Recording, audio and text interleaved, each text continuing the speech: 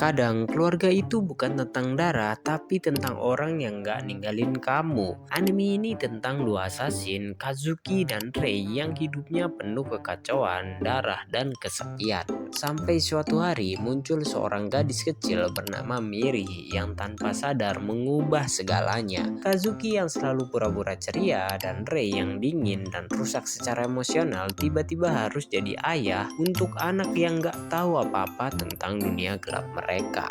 Mereka gak sempurna, mereka bukan orang baik, tapi setiap harapan kecil Miri, setiap senyum polosnya, pelan-pelan membuka hati yang udah lama mati. Dan dibalik semua momen lucu dan hangatnya, mereka itu sedih karena mereka terus bertanya, bisakah orang seburuk kami benar-benar memberi masa depan yang bahagia untuk anak ini? Anime ini berjudul Budi Dedis. Kalau kamu suka anime yang hangat tapi nusuk sampai ke hati, anime ini wajib kamu tonton.